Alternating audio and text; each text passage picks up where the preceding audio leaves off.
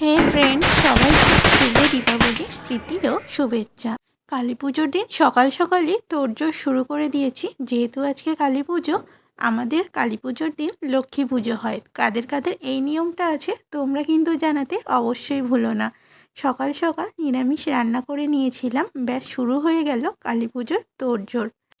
এবছরে বিশেষ অসুস্থতার কারণে আর ঠাকুরমশাই আমাদের বাড়িতে পুজো করলেন না। আমরাই নিজেরা ঘরোয়াভাবে করলাম মায়ের আরাধনা। মায়ের ভোগে দিয়েছিলাম 5 রকম ভাজা, লুচি, পায়েস আর আলুর দম। বেশি কিছু না, যেহেতু এবছর কাউকেই সেভাবে নিমন্ত্রণ করা হয়নি, তাই ঘরোয়াভাবেই আমরা রান্নাটা করেছি। মা লক্ষ্মীর পূজা আর মা অলক্ষ্মীর বিদায়, এই নিয়মটা তোমাদের কাদের কাদের আছে অবশ্যই জানাতে ভুলো না। গোবর দিয়ে সাধারণত মা লক্ষ্মী তৈরি করা হয়, আর আগে আমাদের বাড়িতে চালের গুঁড়ো দিয়ে সুন্দর রং তুলি দিয়ে মা লক্ষ্মীকে আঁকা হতো। এখন কালের পরিবর্তনে আর চালের গুঁড়ো ঠাকুর তৈরি করা হয় না, এখন পিতলের ঠাকুরেই পুজো হয়। আমার মা এখানে পুজোয় বসে গেছেন।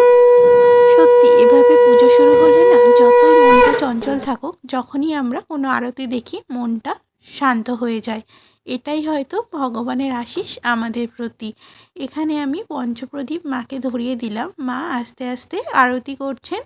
আরতি শেষ হলে আমি প্রদীপটা সবার উদ্দেশ্যে দিলাম, যাতে সবাই ভগবানের আশিস গ্রহণ করতে পারে। আমাদের পুজো প্রায় শেষের পথে। আমি একটা রং মশাল ঠাকুরের সামনে পোড়ালাম। এই একটা বাজি আমি সারা দিওয়ালিতে পুড়িয়েছি। পুজো আমাদের শেষ হয়ে গেছে, প্রসাদ বিতরণ হয়ে গেছে। এখানে সবাই বাজি পোড়াচ্ছিল আর আমি দূরে দাঁড়িয়েই দেখছিলাম।